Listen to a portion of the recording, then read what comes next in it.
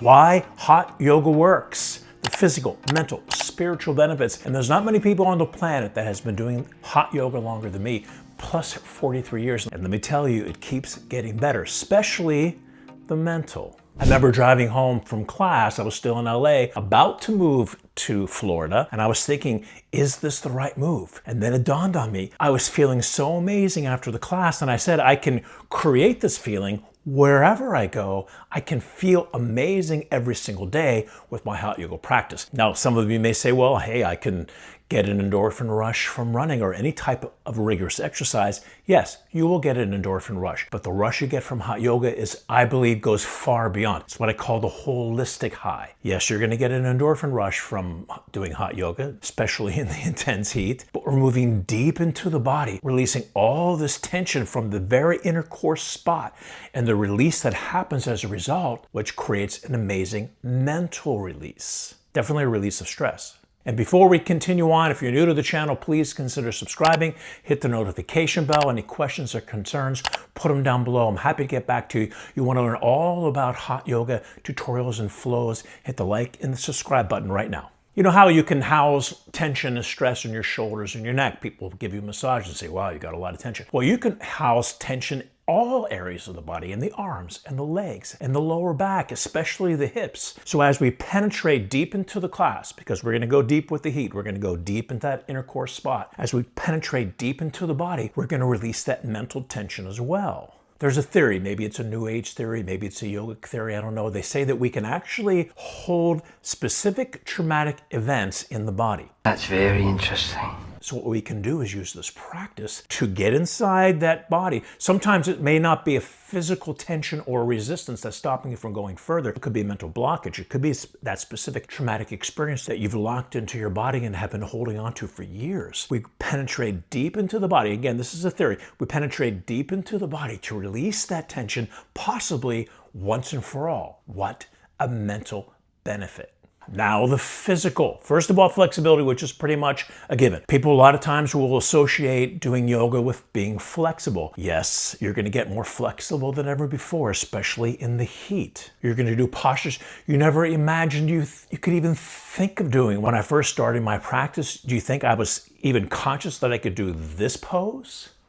But after practice, dedication, discipline, doing the practice on a continuous basis. And if you're going to do something like that, you got to come at least 5 times a week. 6 is ideal. Don't like 7, said it many times in my video. And of course, the heat is going to allow us to go a lot further. My teacher Bikram's favorite metaphor, you take a piece of steel to a blacksmith and you say, I want a knife or a sword out of it. What's the first thing he does? He has to put it in the fire. If you start banging on the cold steel, you're going to break your hammer. When I work with the professional athletes, especially the NFL, the big linemen, and definitely the NBA players, they were very, very strong, but extremely stiff. And sure, they could move their body slowly without the heat, but it's going to take a lot longer time. So we put that body in the heat, we get that steel in the fire. What a difference is it going to make? You're going to create such a range of motion you never thought possible. Flexibility is a big one. Second part of the equation for the physical is strength. A lot of people don't realize how much strength it takes to do hot yoga. If you're just flexible, you don't have the strength to maintain your balance. You don't have the strength to hold the position for a long period of time. You're just going to have to continue to flop out of it. But we build strength, especially in a posture like awkward pose, especially second part awkward pose. If you're a skier, by the way, it's a great posture to strengthen those thighs. You do yoga for 6 months or a year, and then you go skiing, you're going to see such a difference in how it's going to strengthen those legs. But what we want is the combination of flexibility and strength. The advanced student measures their advancement, their achievement in the postures by the combination of strength and flexibility. Eventually, we want to have both the same. Same thing with the right and left side of the body. Eventually, the ideal is that both sides are even. Now, a lot of times, most people are right-handed, so the right side dominant. The left side is going to be more flexible because they're not going to have as much muscle tone, as much resistance. So we want to build that left side up. I happen to be left-handed, so I was a left side dominant. My right side was more flexible. And here's a trick for your practice. Pay a little more attention to the challenge side. I don't want to do that. Let's say your right side standing hip to knee is the challenge side. Hold that maybe 5-10% longer. Put a little bit more attention on the challenge side, let it catch up. Because if you continue to exploit, this is what the tendency is, to exploit the better side, then as you improve, your imbalance actually increases. And why is the tendency to hold the better side longer? Because it feels better, it looks better to our peers, looks better to the teacher, and it just feels better. If we can get our ego out of the way and flop that, put 5% more onto the challenge side, let it catch up. Right and left side even, flexibility and strength, what an amazing physical benefit you're going to receive in your hot yoga practice. And in the Barkan Method and in the Bikram Yoga class, the first half of the class are standing poses, the second half are the floor poses. The floor poses is when we really get into the deep inner core spot. Bikram used to always kid his new people. After the standing poses were over, 45, 50 minutes of an intense workout, Bikram would say, that's the warm-up. Now my class starts. Everybody would laugh. The new students would be sort of in shock. But at the same time, he wasn't lying. He was telling the truth, because now we warmed up the body in the standing poses. Now we can go deeper, like putting the metal in the fire again, to go deeper into the floor poses. That's where we're really going to go deep, flexibility and strength-wise, into the postures. And I created a free PDF. 5 hot secrets to instantly improve your practice. If you're interested, put down in the comments, give me the guide, and I'll send you the link directly, especially if you like the written word. 5 hot yoga secrets to instantly improve your practice. We used to always have on our billboard, flexibility, strength, and balance. In the Barkan Bikram Hot Yoga Gauche world, we do a lot of balancing poses, like standing hip to knee, like standing bow, and sometimes we'll hold those postures for 60+ seconds.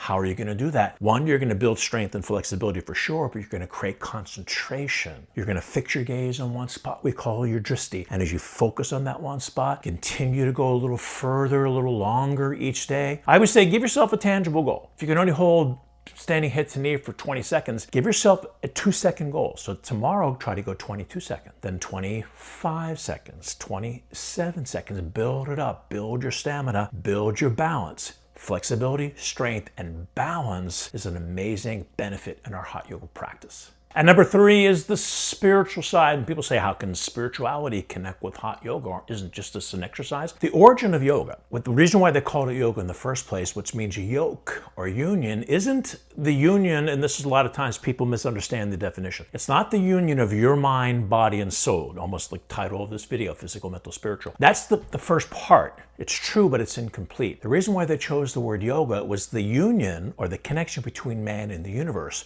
or man and God.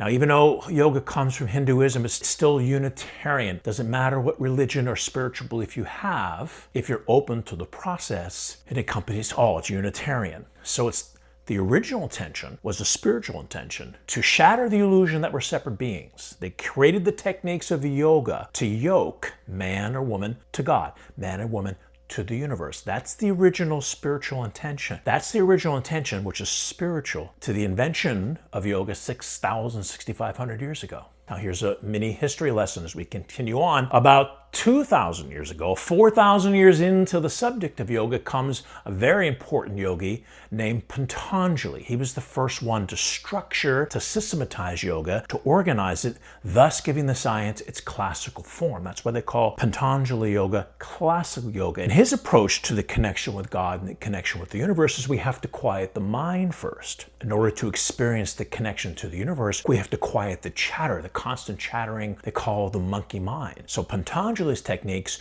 were to get the yogi to be still, quiet the mind. Deepak Chopra has a beautiful saying, the universe waits for us to reveal ourselves to it in the silent gap between our thoughts. Patanjali Yoga, yoga of the mind. But again, the spiritual intention to find that connection with the universe, to find that connection with God. And now 1,000 years after Patanjali, or 1,000 years ago, come 2 very, very powerful and prominent and relevant yogis, Matsyendra and Goraksha. And they create, especially Goraksha, what we now know as, drumroll Rochelle, Hatha Yoga or Hatha Yoga. And their intention wasn't what we're doing now. Their intention was still spiritual. Their intention was, in order to find that connection with the universe or God, we use the body, especially the spine and the brain, to facilitate the energy up the spine, up the nervous system, to awaken the life force current. And in so doing, we find that spiritual connection to God and to the universe. But it wasn't until recently that they started to use Hatha Yoga as a physical exercise form.